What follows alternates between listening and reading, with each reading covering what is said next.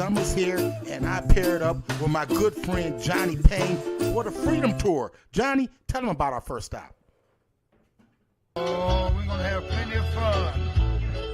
May 29th, Knoxville, Caribbean Jerk Fest.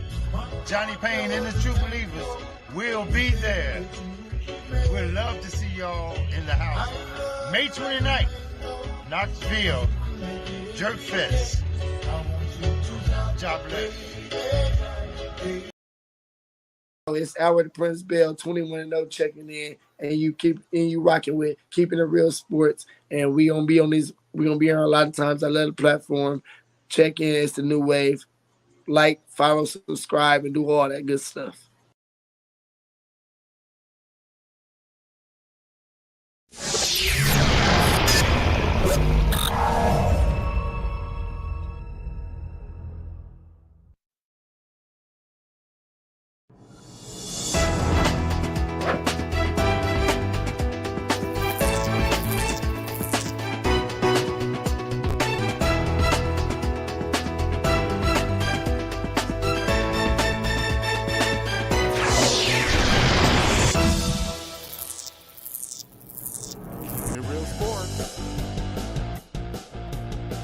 Saturday morning, I'm ready. I know you're ready. I know they are ready. Let's get it in. I'm the real sports guy, Steve Taylor. He's the Sandman, Andy Sanzala. Talk to me, Sandman.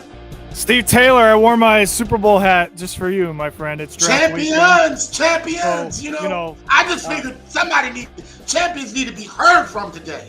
That's right. So this is in honor of you, and it's been a really entertaining draft so far. We're going to get into that and more. We got a big show today, and tell us about the show, Andy. Really excited. We're going to actually start things off with baseball, but we're going to talk about NBA playoffs. We're going to talk about NHL playoffs, and of course, we're going to talk about the NFL draft. I also have for you my end of the season NBA Real Sports Guy Awards. I'm talking real awards, Andy. I'm talking basketball tears. I'm talking stars. I'm talking about used to be stars. I'm talking about wannabe stars. I'm talking about rising stars. I'm talking about injured stars. I got all the teams ready to rock and roll today. I'm in the zone. Man, we're both in the zone because that's what I love about this show, Steve. You're not going to get the same thing every week, right? Everybody wants a head-to-head or Are You Serious? Or I got the calls about Are You Serious? People love the Are You Serious? Yeah. That's Are You Serious? We can't do it every week, but we're going to we can't do it every week. Yeah, it would have been a good week to do it, but there's just too much to get to this week outside of that. So let's get right into it with the quick hitters.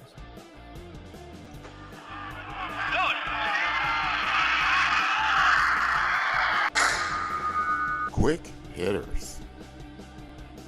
All right, well, I teased it a few minutes ago. We're going to start the show with Major League Baseball. It was one of the biggest stories this week, and it happened right after we went off the air last weekend. Miguel Cabrera gets his 3,000th hit in his career. I'm sure he's passed that now over the last week. But hats off to just a class act, Steve, a World Series champion with the Florida Marlins and a lifelong Detroit Tiger. And he still wants to win. He still thinks that they have a chance to win. I don't think he's going to get back to the World Series before it's all said and done. But, he's always been a prototypical pro, right? He's gone about it the right way. You never hear about any issues with him off the field. He just shows up and hits the baseball. And what more could you ask from somebody pushing 40? Yeah, but the thing about it is, it's funny that you're wearing that hat because world champion quarterback Matthew Stafford was in attendance for that big time 3,000 hit. So man, champions recognize as champions, bro. Yeah, listen, we all know Stafford's a lifelong Detroiter, even though he's going to be the next. In LA for another 4 or 5 years. He's never leaving that city. He's had too big of an impact, nor should he. And that was the first city that gave him a chance to live out his dreams. So, but the biggest story of the week just happened last night. How about this? The New York Mets pitching staff combines for a no-hitter against the Philadelphia Phillies. And I watched the highlights, Steve. They were dealing only 12 strikeouts. So it's not like they just mowed them down, but they just had it working. They mixed up their speeds really well, and hats off to James McCann behind the plate. Called a masterful game to get all these guys. and that is only the second no-hitter in team history. Not only was it a combined no-hitter, but only the second no-hitter period in the history of the New York Mets. Johan Santana was the only other one to throw a no-hitter. How about that? Yeah, absolutely, man. Those guys were in the zone, man. They were dealing. When you say dealing, I mean, they were dealing, man. Yeah, I mean, you know what? The whole thing is to put the ball in play. That's what those guys did, man. They weren't putting guys on base, man. They were getting them out, man. And that's the name of the game. And yesterday, this would have been the biggest story had it not been for the no-hitter. Trevor Bauer suspended for 2 more seasons by Major League Baseball. Now, he is appealing this suspension. However, I don't think his appeal is going to go anywhere, Steve. This guy has been nothing but trouble since he came into Major League Baseball. You saw it firsthand in Cincinnati. I saw it firsthand in Cleveland. The sad part is the best year of his career was when he was with the Reds. But then, childish behavior off the field, it follows you everywhere you go. And, the accusations that are against him, there's no way he wins this appeal. No way. Bro. He is treading Deshaun Watson territory when it comes to accusations, okay? Yes. Because, 1, 2, okay, maybe. But when more than 3 start to come out, bro, there's something there. Yeah, there's a big problem. Another big problem happened earlier this week. Even though the 76ers closed out the Raptors in convincing fashion, Steve, it may have cost them their playoffs because this guy is not available right now. Not only was he playing with a torn ligament in his thumb, now when they're up 20 points, mind you, he's still in the game for some god-awful reason. Here, let me help you out with that. It was 29. Yeah, it was 29. 29. They were up 29. What the hell is he doing in the game with 4 minutes to go? We know that the dude is injury prone. We know that he's SOFF. I didn't put the T there for a reason. We know that. We know that he's battled injuries throughout his entire career. We've seen it time and time again. And you want to keep him in? What's up, Doc?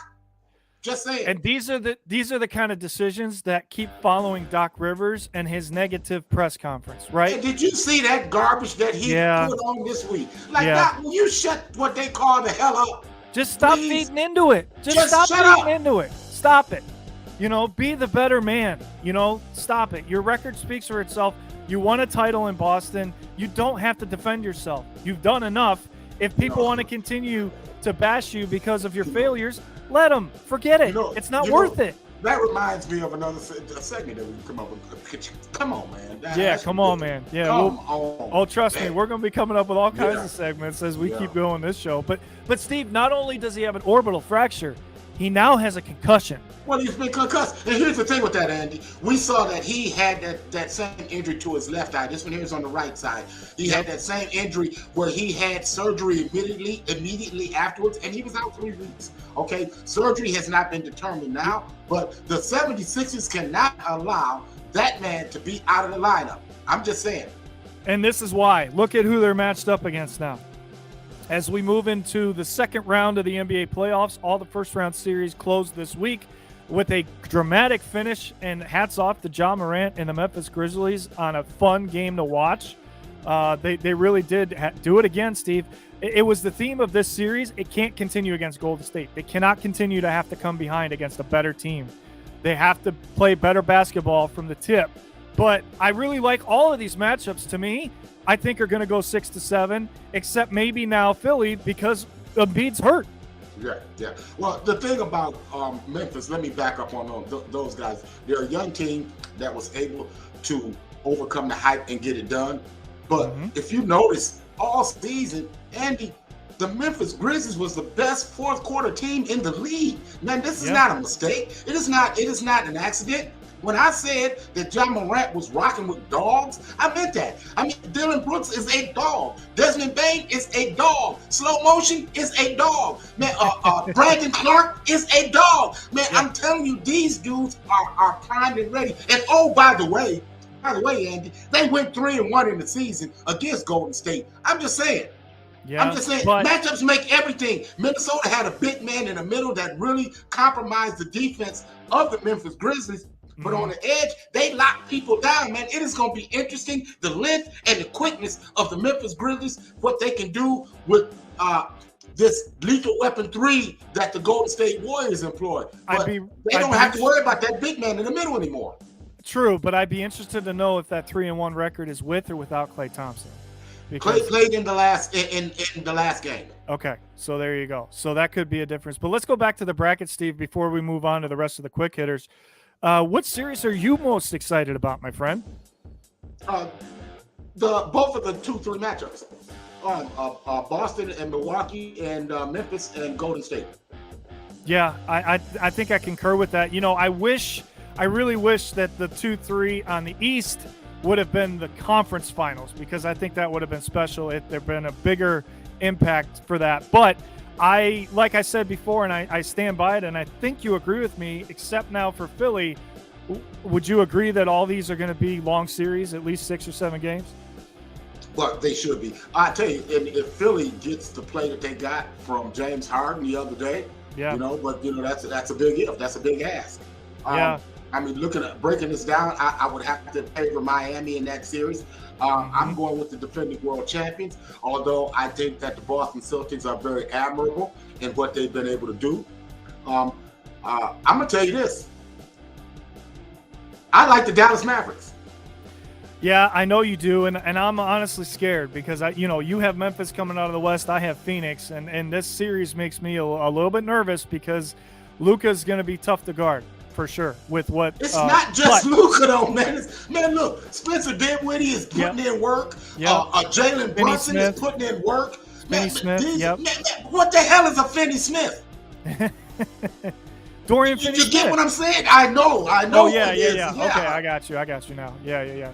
So now that the NBA playoffs have moved into the second round, we can finally focus on the real ones that matter, which is the NHL playoffs. Here we go. Hey, I told you I was in the zone today. You knew what was coming, right? Hey.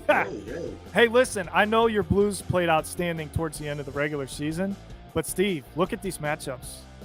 I mean, this is going to be a hell of a series, right? You got Minnesota against your St. Louis Blues. To me, if I had to put my money in Las Vegas right now on one series on that picture that's going to go the distance, it's that one because of the goaltending. Marc-Andre Fleury has found his groove on a winning team, and Binnington has gotten it done before with the Stanley Cup a couple of years ago, obviously, as you well know. But the team that makes me nervous, Steve, is Colorado. Colorado's playing well. Colorado has to be the favorite. No. See, that's where I was going with this. They were 1-5-1 in their last 7 to close the season. That's not the kind of hockey you want to play going into the playoffs. Let me ask you I don't know that they're a lot coming out of the West. I understand that. Who was that one win against? St. Louis.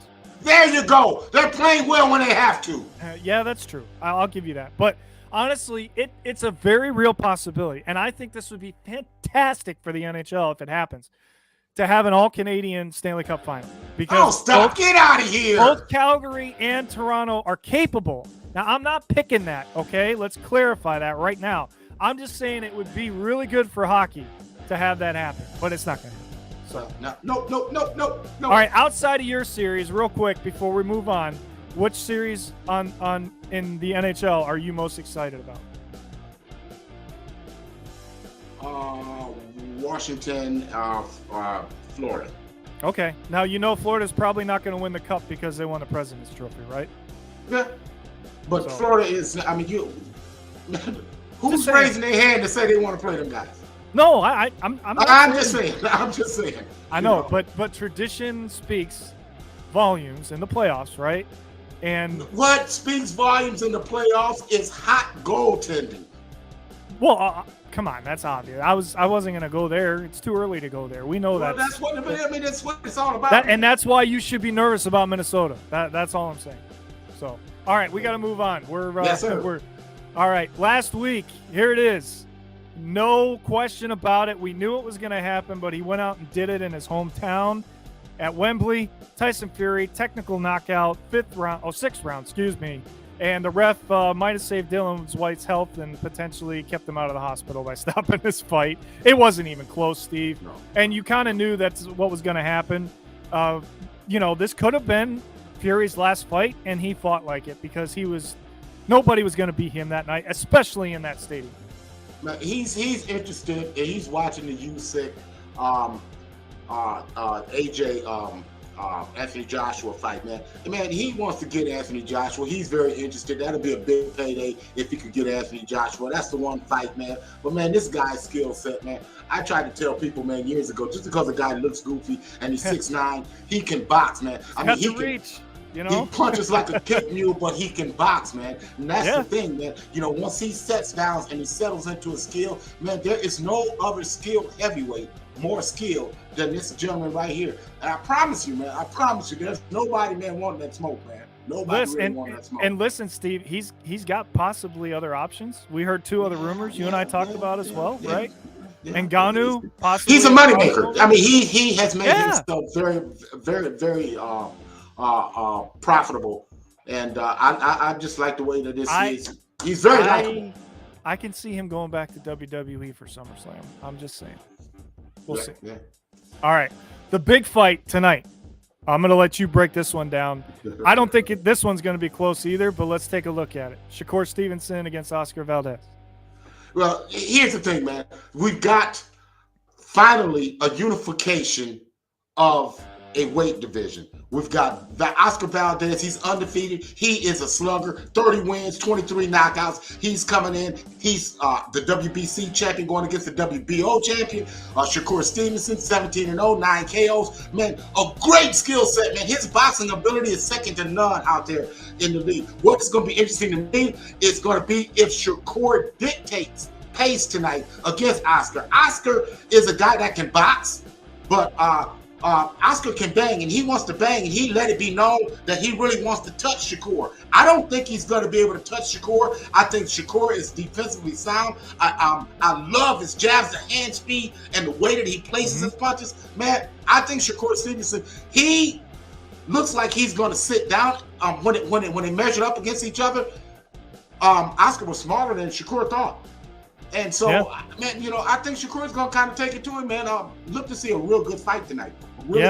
And before we move on to the hurry up, you've got some breaking news last night about our boy Prince Bill. Yeah, he's number 6 in the WBO. He's moved into the number 6 as in the WBO. Man, there's going to be some movement, I do believe, after this Valdez fight. I think that it's going to be some belts that are going to be vacated, because I think that if Shakur wins this, I think he's going to move up in the weight into the lightweight division, where he has more lucrative paydays ahead. So that opens it up for who? Well, the Prince, Albert Bell. So we got a close eye on that. Trust me, we'll keep you posted on it. Yeah, and we might even be able to have the Prince back on to talk about it sooner or later with your connections. Hey, listen, I think we just set a record for the longest quick hitter segment ever, but I'm okay with it. You know what? It was that kind of week, and now it's time to talk NFL draft as we get to the hurry up. Let's rock it out, man. Hurry it up.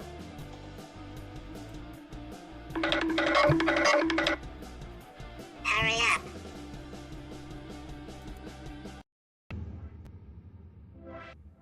All right, my friend, you put together a compilation for us, so let's take a look at that real quick, and then we're going to break down the draft.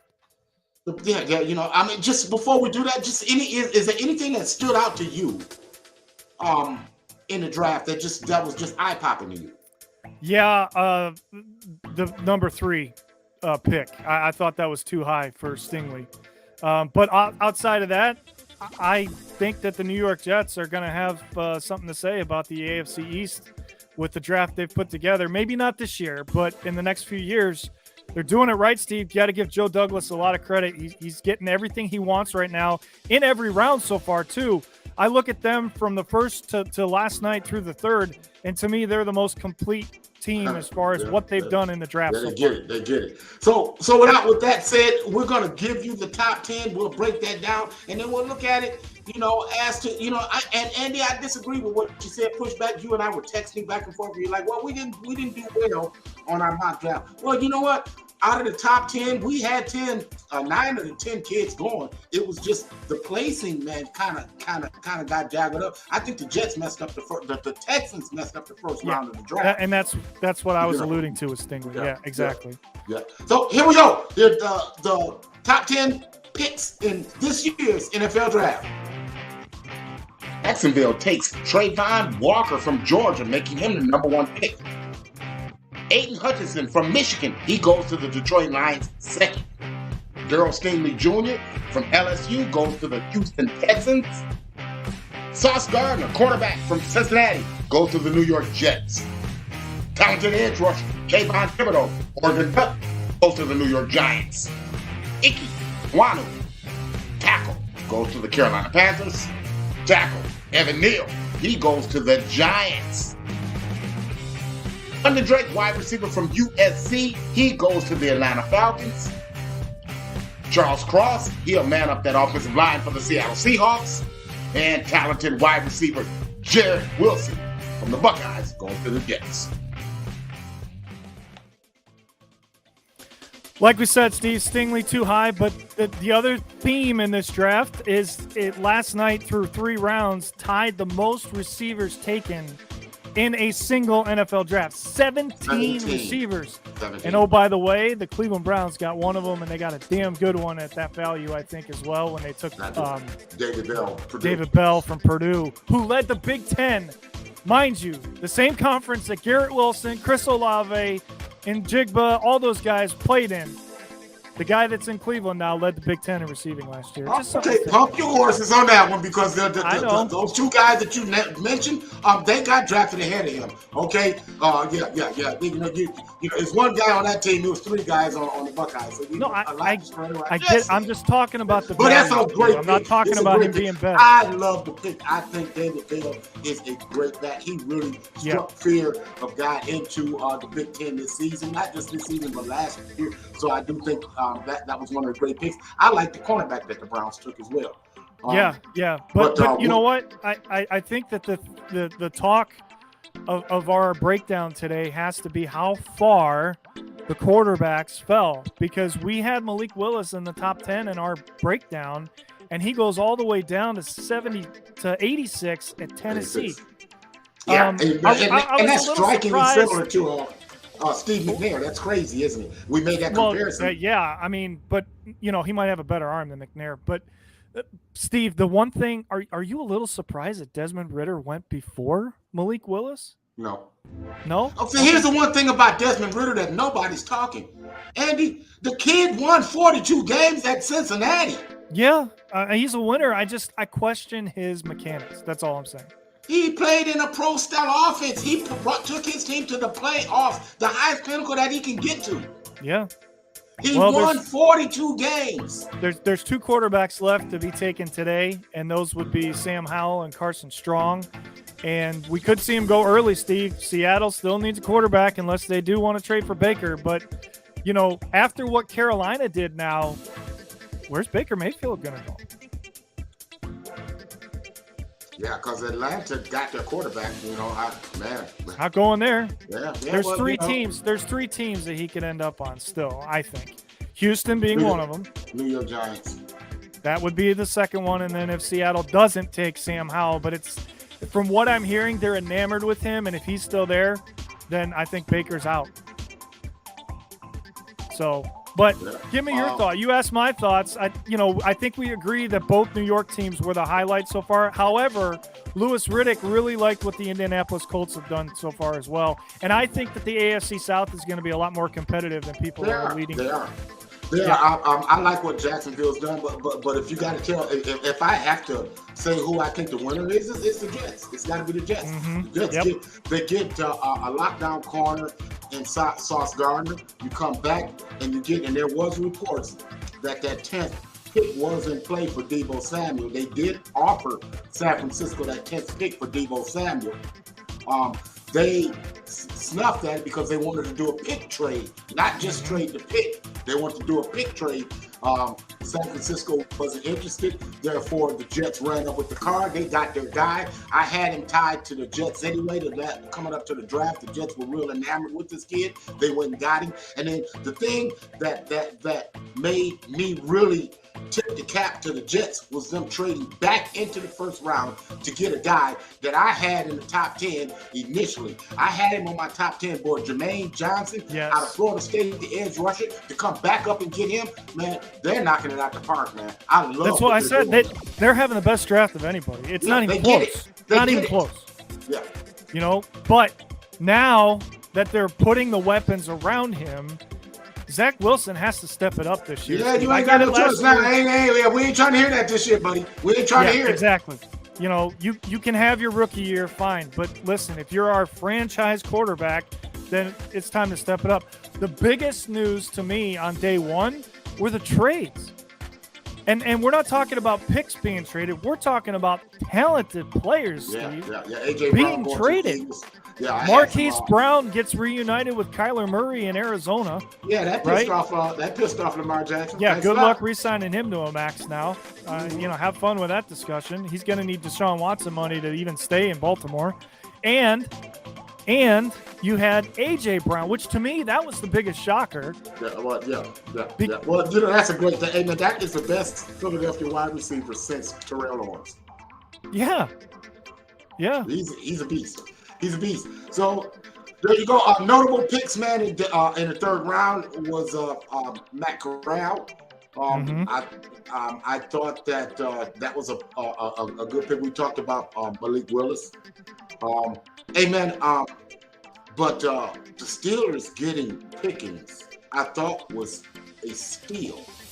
They seem to understand how to draft wide receivers. They and do, for them to but get George Pickens, like you got to realize, last year he was coming back. When he came last year, he was coming back off that knee injury. Man, that dude is a beast. I know a lot of Steelers fans that do not like the fact that they stayed home and took Pickett that high.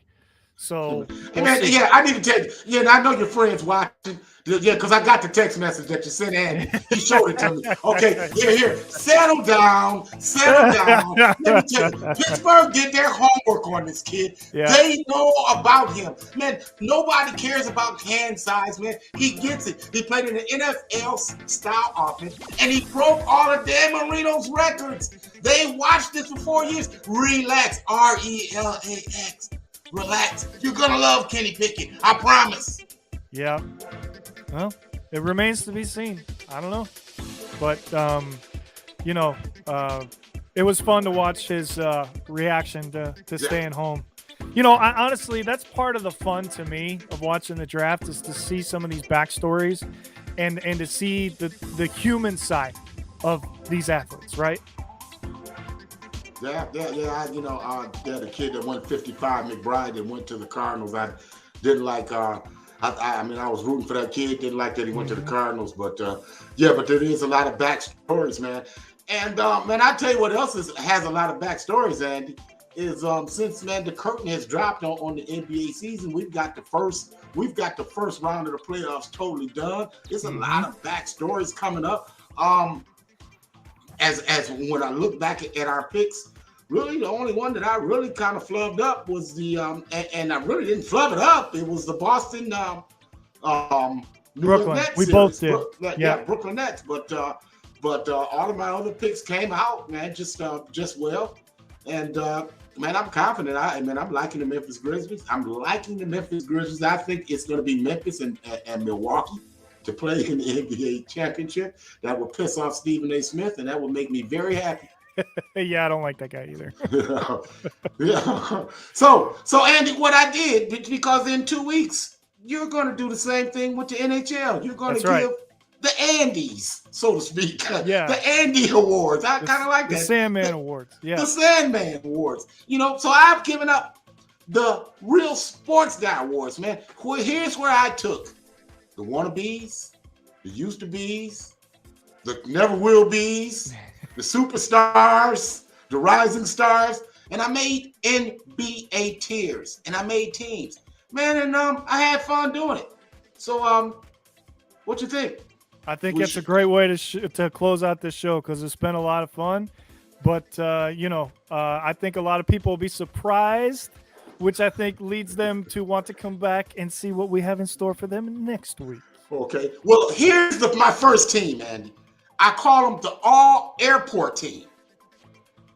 Okay? That's because they look good in the airport, but don't worry, they ain't going to get in the game. They ain't going to play. They look good in their clothes on the bench. They ain't going to play in the game. This is the Real Sports Guy all-airport team. And here's my NBA can't count on them team. This is the all-airport team. Looks good in the airport, but ain't gonna play. John Wall, Where's he been? Ben Simmons. Heard from him all year. Ain't seen him. Kawhi the Quitter. Zion Williamson. He can dunk, but he can't play. And the man known as Street Clothes. The all-airport team looks good. Not gonna play. So what you think? Yep. Andy? Listen, I like that. I like that group. I have a lot more to say about Ben Simmons. We don't have that kind of time. I will say this though: Zion has already come out, and now Steve, he's sounding like he wants to stay in New Orleans. So Well, I would if I were him. Do you see that team? CJ McCollum has a big reason why he's changed his mind. I think they're heading in the right direction. I mean, they gave Phoenix a scare. Let's give them credit where credit's due. And I think had they had Zion, maybe it'd be a different story. Maybe they'd still be playing. Who knows? But if you can dunk 360 in warmups, get your ass on the court. That's all I'm saying, man. That is all I'm saying. All right, what do we got next? This here is what I call the used to bees. These are these are bees that can't make honey anymore. They used to be great, but not quite so much now. These are my NBA tiers. These are the stars that used to be stars. We call them bees that can't make honey anymore. The used to bees. First up, Chris Paul. He's the point guard. He'll be joined in the backcourt by Russell Westbrook. Joining Russell Westbrook in the starting lineup will be James Harden.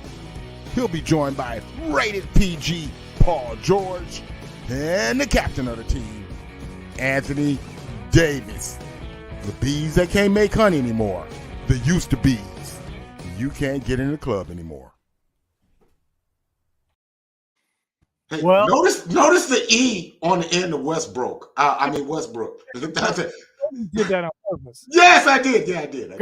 Okay. But listen, you must really have it out for Anthony Davis because he's Street already clothes. made 2 of them. Street clothes. Yeah, I Street know, clothes, I know. man. I mean, come on. The one thing I'll say is I see where you're coming from Chris Paul, but you got to give the man credit for having a perfect game the other night. That's impressive. 14 out of 14, and he hit the game-winning shot. I'm just saying, you got to give him a little bit of credit just for that game. But James Harden's got a chance now to get out of that group with the injury to Embiid. Let's see if he can do it. Yeah. So, but I don't think he can, which is why he's in that group. But we'll see. But I'm supposed to forget about that snicker that Chris Paul man put up the other night, man, where he couldn't hit water if he fell out of a boat. I didn't say you forget about it. I just said give him a little bit of credit. That's why he's with the used to be. See, right. he's in the club looking in, trying to get in. Now, if one of them guys come out, they can come in the club. But right now, you in the club, man, velvet rope. That's where you're at. Before we go to the next group, let me ask you this: if he wins a title this year, does he get taken out of that club? That would be under further review. We'd have to. Okay, all right, that's what I thought. Because to take him out of the club, I'd have to take one of these guys out. And let's look at this guy. This is called the Star Club. These are the guys that are in the club. This is my Stars Club with no VIP access. Tiers list. These are the guys who used to have VIP access. LeBron James. He'll be joined by Kevin Durant. Also joining him, Damian Lillard. Devin Booker. He's new to the club. And the MVP, Nikola Jokic. This is the Star Club with no VIP access. So who do you take out the club to put him in if he wins? I mean, I'm surprised you had Jokic in there to begin with. Jokic is he's the MVP, man. He's the MVP. He's a star. He's a star. I see where you're going now. I thought, never mind. Yeah. I misread the category. Okay. Yeah, he's a star. I'm surprised you didn't put Ja in there, to be honest with you. He's not a star yet. He's a rising star. Okay, he wins a title this year. I think he's going to qualify for that class. Yeah, but you have to elevate to You that have to level. elevate. I get it. All right, let's see the cream of the crop now. Let's finish it off here. Here we go. This is the Super Science Club. This is VIP access. You can do whatever you want to anywhere in the club. This is my NBA Stars Tiers Superstars Club with full VIP access. Invitation only. Steph Curry, the most knockdown deadly shooter in the game. Luka Doncic, the most exciting player, young player. Joel Embiid, Mr. Consistent. New member, Jason Tatum. And the MVP, Giannis Antetokounmpo. This is your Superstar Club. Full VIP access. Invitation only. I agree with everybody in that group. There's one guy I'm surprised you left out of either that group or the group before it. And Where's that would Trey be- Nice, man? Where's Trey Nice? He is part of the Rising Stars. Okay. So we the didn't Rising have- we didn't Stars have was time- Trey. Didn't have We time, didn't have for that. one. Yeah, Okay, but I got Trey, All right. Trey Young's on that. John Morant's on that. Anthony Edwards. Edwards. Is on it. Yep. Brandon Ingram is on that. Desmond Bain. He's 6 man. Okay. All right. He's How about 6 man. Darius? You got to put Darius in that group. Come on now. The kid's You got to coming, give him man. some Hey, love. Look, man. Hey, look. I can't give guys love, and this is the same argument that I just made yesterday. I'm no longer going with these guys are the greatest of all time. Your Kevin Durant's, your LeBron James. You know, don't tell me that they're the greatest of all time. I'm not hearing that because see, the greatest of all time made the playoffs. See, when the playoffs started, Isaiah Thomas was going to be in it. The mailman was going to be in it. Magic Johnson was going to be in it. Larry Bird was going to be in it. They didn't have NBA playoffs with stars of that caliber at home like LeBron James. Okay, those guys didn't get swept out of the playoffs like Kevin Durant. So don't come telling me that they're the greatest of all time. See, I saw what the Boston Celtics did to Kevin Durant. Just imagine if you drop his ass into this Pistons era and let them bad boys get at you. Okay, see, you would have had big time headaches, buddy. So don't come telling me that you're the greatest shooter of all time. That's garbage. You're the greatest shooter of this time, but don't say of all time. That is garbage, and that's the same argument that I keep making about Wilt Chamberlain. Man, the dude led the league in field goal percentage. Has Michael Jordan ever led the league in field goal percentage? No, here, let me answer that. No. Has Michael Jordan ever been in the top 10? Once. I mean, dude, come on, man. Yeah. No, I get it. I get it. Listen, you know, I think that I think that LeBron is heading this way. Well, and and you know that's another day, and I got another. I know a whole. I know. Another, but I have a lot of thoughts as to why. It's not just his age. It's not just his body.